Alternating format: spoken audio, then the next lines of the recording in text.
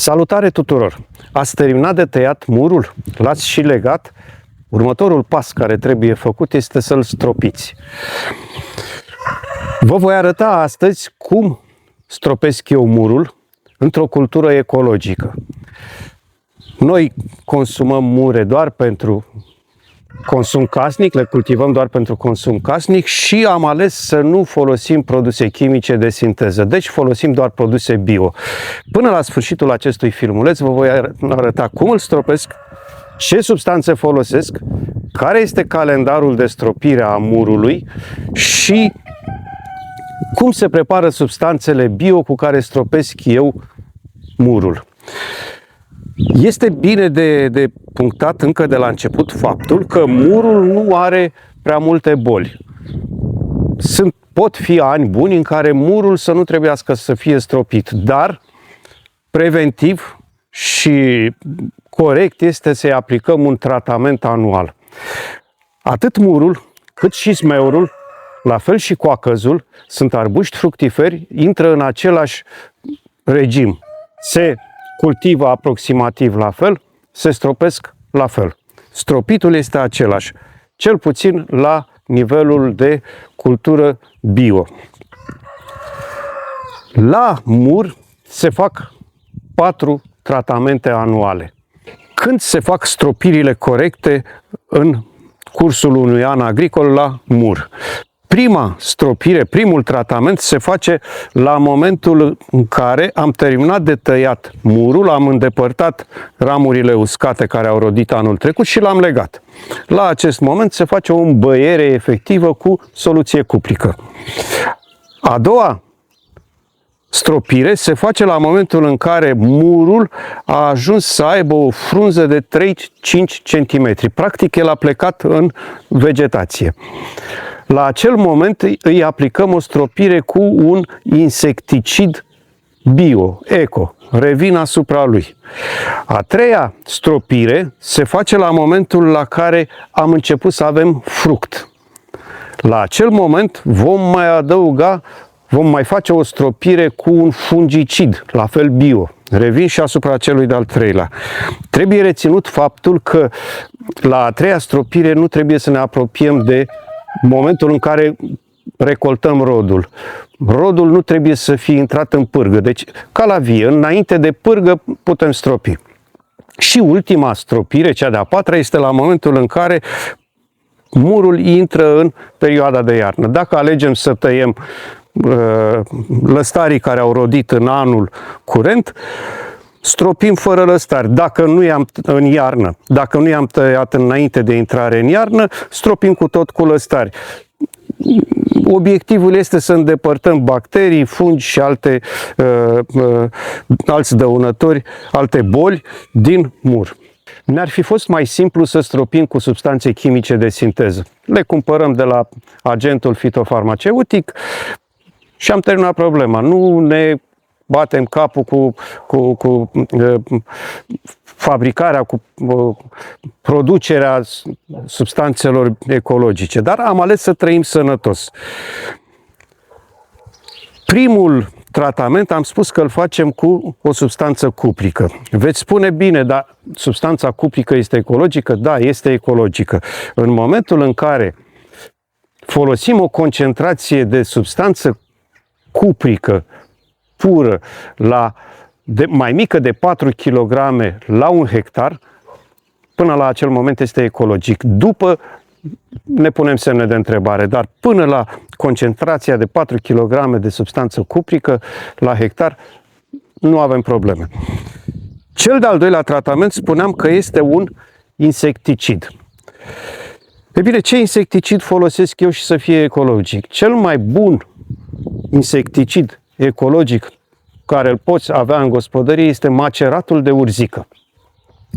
Maceratul de urzică este un insecticid ușor cu valențe de repelent, adică fugărește efectiv insectele din plantă și îmi asigură o protecție bună și fără probleme.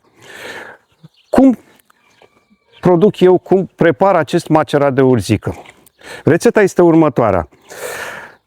Pentru o cantitate de 10 litri de macerat de urzică, culeg 1 kg de urzici primăvara, numai bine la momentul la care murul pornește în frunză de 2, 3, 5 cm, urzicile sunt făcute pe câmp. Culeg 1 kg de urzici, le-am tăiat mărunțite, rupte, cum m-am priceput și le pun într-o găleată, atenție, o găleată de plastic, cu 10 litri de apă. Spun găleată de plastic pentru că cea de metal oxidează și atunci facem alte lucruri. Chiar se poate întâmpla ca maceratul să nu-și mai atingă scopul.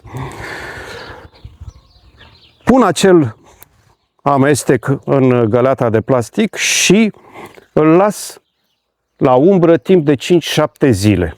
În fiecare zi merg pe la el și la amestec. Să văd cum mai este. La sfârșitul celor 7 zile îmi scurg, decantez urzica și păstrez lichidul rămas. Acel lichid îl voi folosi ca insecticid. Într-o proporție de 1 litru de lichid la 10 litri de apă, o să-l folosesc ca insecticid pentru mur. Este al doilea tratament la mur. În egală măsură pot folosi și un macerat de usturoi. Veți spune de ce usturoi? Da, și usturoiul este și insecticid și un bun fungicid. Ține loc de prevenție la boli. Cum procedez cu usturoiul? Oarecum la fel. 150-200 de grame de usturoi mărunțit, pisat, pus în apă, lăsat 48 de ore, scurs și apoi aplicat tot la fel în proporție de 1 litru la 10 litri. Al treilea tratament pe care îl fac bio, îl fac la momentul în care fructul murului este conturat, până să ajungă în pârgă. Dacă îl fac după ce a ajuns în pârgă, o să-l consum și nu vreau asta. La momentul la care fructul este conturat, îmi trebuie un fungicid care să-mi combată putregaiul, să-mi combată mana. Ce folosesc? Bio, eco, folosesc bicarbonatul de potasiu. Atenție, bicarbonatul de potasiu nu trebuie confundat cu bicarbonatul de sodiu, care îl folosim ca ajutor, îl folosesc soțiile noastre ca ajutor pe la bucătărie, la prăjituri. Bicarbonatul de potasiu îl găsim tot la fel la agenții fitofarmaceutici și este acea substanță care liniștește vinul. Se folosește în vinificație pentru liniștit vinul, pentru reglat aciditatea vinului. Acela este cel mai bun fungicid ecologic pentru murul meu. Voi face la acel bicarbonat de potasiu o concentrație de 0,5%, adică pun 5 grame până la 10 grame la o găleată de apă de 10 litri și aplic pe mur. Ultimul tratament nu este cazul să insist asupra lui, pentru că îl repetăm pe primul. Este vorba tot la fel de o substanță cuprică. Îl repetăm pe primul după ce am tăiat lăstarii care au rodit, dacă avem timp să-i tăiem în toamnă, dacă nu, la intrare în iarnă îi mai fac o îmbăiere murului, tocmai pentru a elimina bacterii, fungi și alte boli din mur. Cam acesta este tratamentul. Voi trece să vă arăt și să vă explic cum prepar substanța cuprică, pentru că și aici suportă o discuție. Avem două tipuri de substanță cuprică. Avem zeama bordeleză și hidroxidul de cupru. Zeama bordeleză are la bază tot hidroxid de cupru, dar este în amestec cu var. Și atunci este mai slabă ca și concentrație. Se pune un 30 de grame, 40 de grame la 10 litri de apă.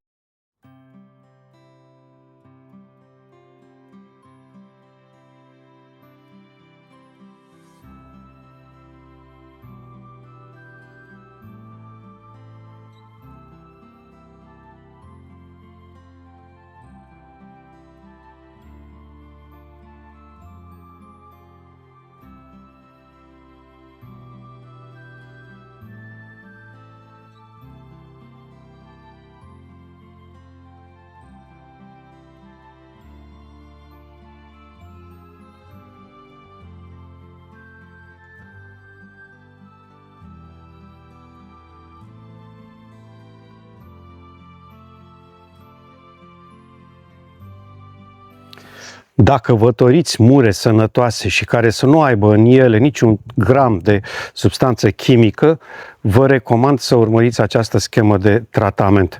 Reținem faptul, murul are 4 etape de tratament. Primul este stropitul cu substanță cuprică, al doilea este insecticidul ecologic și anume maceratul de urzică, care se aplică după ce mugurul a pornit în floare, în frunză, la o frunză de 3-5 cm. Se mai poate aplica și maceratul de usturoi aici. Al treilea este fungicidul și anume bicarbonatul de potasiu, care se aplică de la momentul în care a apărut fructul până să dea fructul în pârgă, și cel de-al patrulea, ultimul, este un tratament cu substanță cuprică, la fel ca și primul. De punctat câteva aspecte. În primul rând, substanța cuprică nu se aplică pe mur când murul are frunză. Substanța cuprică arde frunza. În al doilea rând, stropitul cu substanță cuprică trebuie să-l facem atunci când știm că noaptea nu vom mai avea temperaturi de îngheț. Și nu mai subliniez faptul că atunci când stropim nu trebuie să bată vântul sau să urmeze ploaie, pentru că astea sunt lucruri pe care le știm cu toții. Dacă aveți opinii, păreri proprii, comentarii, vă rog să mi le adresați, să mi le puneți. Împărtășim din ceea ce cunoaștem. Obiectivul meu cu aceste filmulețe este să cunoaștem cât mai mult, să ajungem la un stadiu în care să avem un rod bogat permanent. Până la următorul filmuleț, vă doresc să aveți spor la lucru și un rod cât mai bogat.